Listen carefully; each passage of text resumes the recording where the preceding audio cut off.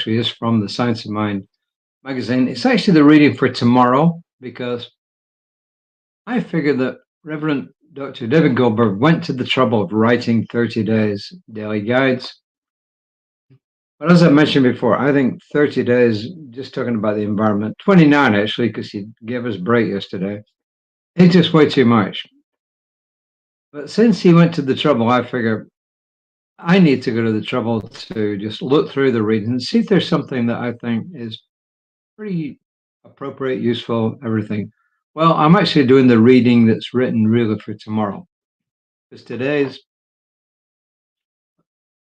it's valid. You know, all the readings he's saying are valid, but it's kind of like being back at school and being made to recite stuff that you already know, you know, because some kids in the class are kind of slower than you are. And anyway, you know what I mean? It's kind of like doing it by rote, and you can have too much of a good thing, right? So, but I do him the honor of going in, dipping in occasionally, saying, okay, that one's all right, we'll do that.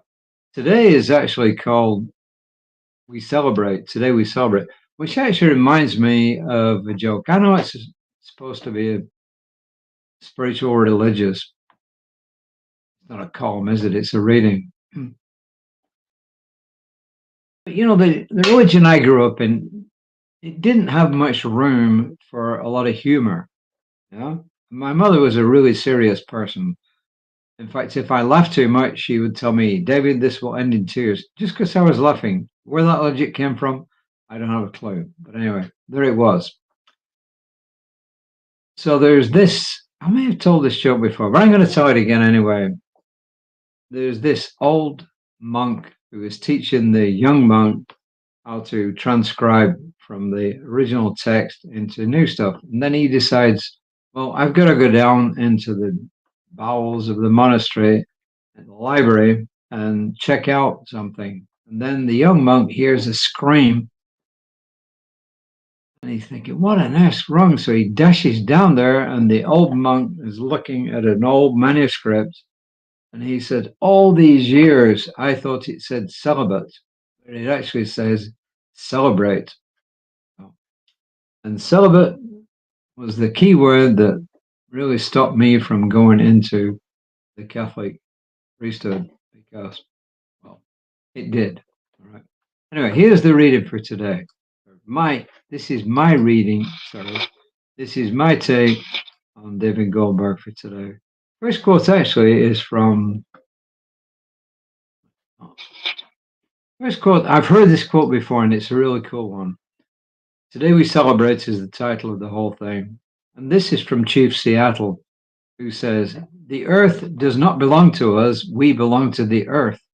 The earth does not belong to us; we belong to the earth." It's a well-known saying, but I think it's a good one. And this one from Ernest Holmes, this is good because it's general. It says, nature is the great teacher, healing and inspiring us all. Nature is the great teacher, healing and inspiring us all. That actually came from the Science of Mind textbook on page 120. And this is from Reverend David Goldberg, who says, Earth Day is a call to celebrate and to protect the beauty and diversity of our planet. As stewards of creation, we're called to act with responsibility, with compassion, and with love for the natural world. And he says, initiatives like Project Everyone and Greenpeace remind us that every action, no matter how small, creates change. And then he actually takes us back in history, showing us how the EPA came about. On April 22nd, 1970, Americans celebrated the first Earth Day. Before 1970, hard as it may be to imagine, US factories could spew clouds of toxic smoke into the air or dump tons of toxic waste into a nearby stream, and that was perfectly legal. Why? Because there was no EPA, there was no Clean Air Act, there was no Clean Water Act. No legal or regulatory mechanisms had yet been put in place to protect our environment. And he says, US Senator Gaylord Nelson created Earth Day as a way to force environmental issues onto the national agenda. On that first Earth Day, 20 million Americans demonstrated nationwide and their voices were heard. In December 1970, Congress authorized the creation of a new federal agency to tackle environmental issues, the U.S. Environmental Protection Agency, better known as the EPA. Take time today to reflect on the origins of Earth Day, to engage with nature, and to celebrate a victory for American activism. He says, walk through a park, plant a tree, pick up litter, express your environmental concerns to your elected officials on the local, state, and national levels. Reflect on the interconnectedness of all life and the way spirit expresses itself through Earth's ecosystems. Earth Day is not a single event, but a daily commitment to sustainable living and conscious action.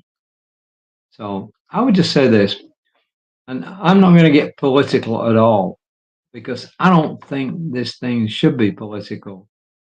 But protecting the environment, to me, is just sensible. It helps us have a better way of life. I mean, dumping toxic water into streams is just nuts. I mean, whatever your political affiliation, you got to agree, it's just nuts. I mean, it really is.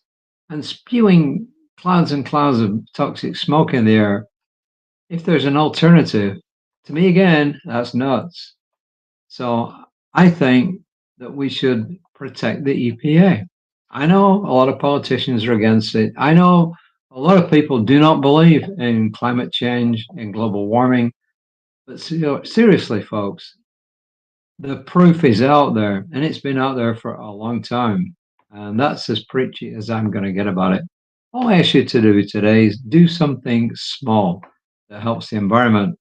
Recycle that thing that you are going to throw in the garbage. If you have the opportunity, like I do, get out and walk, because in the woodlands here, there's so many trees. I walk almost every weekday morning with a friend across the street. And we hear the birds singing. At different times of the year, we see migrating flocks coming through, like Canadian geese the other week, which are on their way back to Canada since they came down to avoid the harsh winter up there. We see monarch butterflies. We see people walking dogs. And guess what? Most of the people pick up their dog poop. Do we see some dog poop left? Yes. Is it in the minority? Yes, it is, actually. Most people walking their dogs around here pick up their dog poop instead of just leaving it there, which is kind of cool. So we kind of get out in nature every day, because with the trees, the bushes, the birds, the dogs, the squirrels that we see sometimes, we don't see too many armadillos around here, but we see raccoons, we see all sorts. So it's kind of cool. So anyway, that's as preachy as I'm going to get. He gave us an affirmation, which is kind of cool. I celebrate and honor the earth as a sacred gift, protecting her with love and care.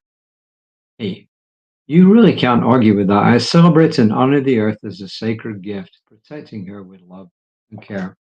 So I think if you're somebody who watches this channel, or Reverend Lisa's channel in the mornings, or attends a religious or secular group that supports the environment, I think that's what you do if you watch this channel. So anyway, we all have our different views. We all have our different political viewpoint.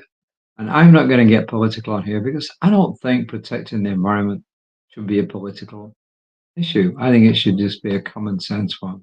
So do what you can in your own way to protect the earth. Once again, thanks very much for watching. I will return hopefully 5 o'clock tomorrow.